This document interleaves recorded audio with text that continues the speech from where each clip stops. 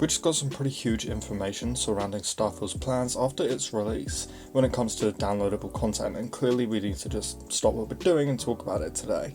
And I'm sure that you've all seen it by now, but Todd Howard recently did an interview with IGN where they began talking about Starfield's future add-ons and DLC. And Todd Howard said that the team at Bethesda Game Studios plan on adding a lot of content for Starfield for years after its release, including, but of course not limited to, story-based expansion packs, which we already know about because, we already know about the first one. It comes free with certain Starfield editions, and it's called Shattered Space.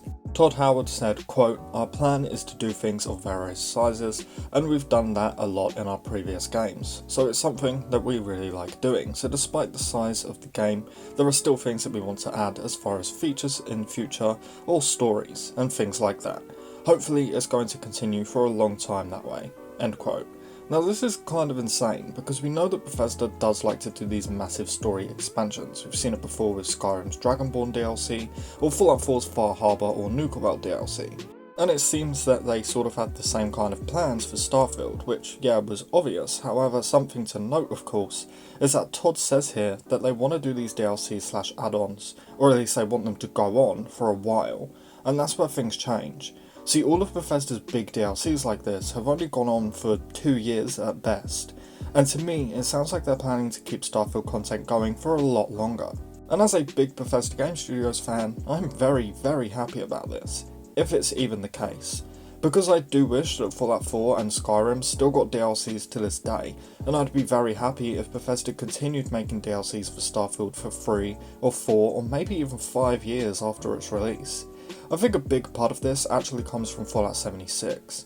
You see, ever since Fallout 76 release, there has been a small but still big enough corner of people saying they would rather Bethesda just update Fallout 4 and focus their time and energy and resources on Fallout 4 story DLCs instead of Fallout 76 content.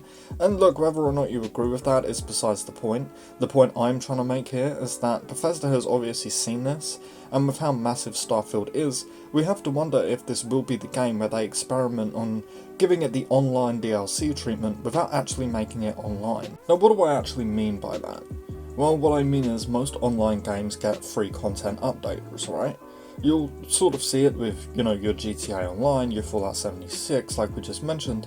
So what if Bethesda thought, hey, I wonder if with Starfield we can make updates like these, but for the single player experience, and actually charge for them, instead of making it online, and then, putting these DLCs out for free, but with a bunch of microtransactions.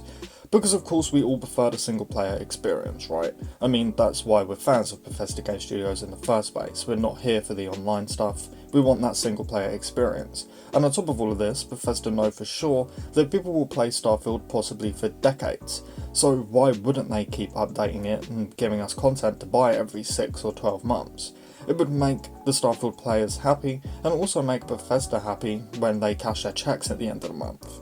And just to sort of back all of this up, I just want to mention this. When you look at the Steam charts, Skyrim always has more monthly players than Elder Scrolls Online, and Fallout 4 always has more players than Fallout 76 every month. So clearly Bethesda's single player audience is bigger than the online audience, right? So again, why wouldn't they keep making DLCs if they want Starfield to be as big as they're hoping? There's also a pretty solid chance that we don't see a Starfield sequel until the late 2030s. So again, all the more reason for Bethesda to pour as much content as they possibly can for us to buy in Starfield. Think back to Automatron, the DLC from Fallout 4. It was a fun couple of hours of a new quest line, added a new core faction, an entire robot building system, and I could definitely see Starfield doing smaller, story-focused DLCs like this for years after its release. We could get these little 3-hour story DLCs for, £10 to £20 and add land vehicles, for example.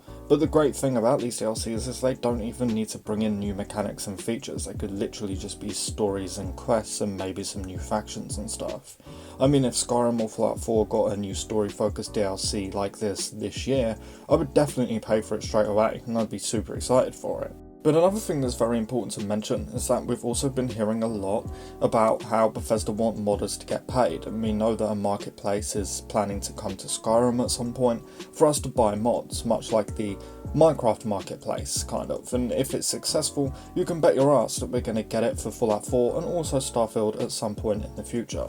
Now, of course, assuming that we do get something like a marketplace for Starfield, looking at this from a business perspective and business point of view, what better way to get people to buy these smaller, crappy skin packs and other microtransactions from the store is there than to also keep people returning to the game every few months, just every once in a while for a new actual DLC.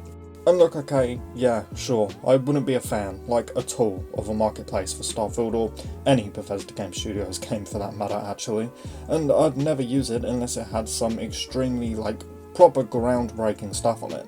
But I would be very happy if we did keep getting actual DLCs or new features or mechanics for Starfield, even a decade in the future, assuming Starfield will be as amazing as we're all hoping, and we all put thousands of hours into it like we have with, Skyrim, Fallout 4, Oblivion, Fallout 3, etc. And it's like I said, assuming that we ever actually get it, we likely won't see a sequel to Starfield until 2040, because if we look at Bethesda's usual timeline, we can assume that Elder Scrolls 6 won't release until 2027 to maybe even 2028, putting Fallout 5 in roughly 2031 to 2032, which breaks my heart.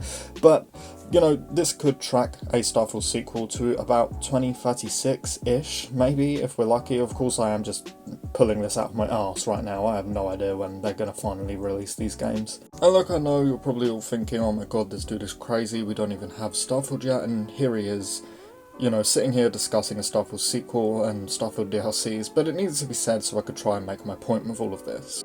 Look, in short, it sounds like to me that Bethesda are going to try and keep giving us regular Starfield content until we eventually see another Starfield game at some point in the future, instead of making a lesser version of the franchise and slapping it into the online territory and following the crowd and doing all of that crap like they did with Elder Scrolls Online, which I actually really enjoy, and Fallout 76, which I don't enjoy. Maybe, just maybe, Bethesda have finally realised that making online versions of their franchises doesn't help the wait between the actual games of the series. And if you guys are on the Discord, you know that I do think, from what I've been told, that Bethesda plans to kill off Fallout 76 by this time next year anyway, so it does maybe look like this is exactly what they're trying to do. Either way, that is pretty much all I have to say today. I apologise if I sound a little odd at some parts in this video. Hay fever is killing me, man. I'm so ready for summer to be over. Anyway, if you enjoyed the video, please do leave it a like. It really does help out more than you can imagine. And of course, if you're new around here and you do want to stay up to date on all Starfield news, leaks, discussions like this, and plenty of other Bethesda-focused content, this is absolutely the place for you. So consider subscribing. It would mean a lot. And lastly, as always, thank you so much to our channel members. You guys rock. I could not do this without your monthly support, so thank you for being here and sticking with me month after month. I appreciate you massively. Anyway, with all of that said and done, thank you all so much for watching, and I hope to see you next time. Bye.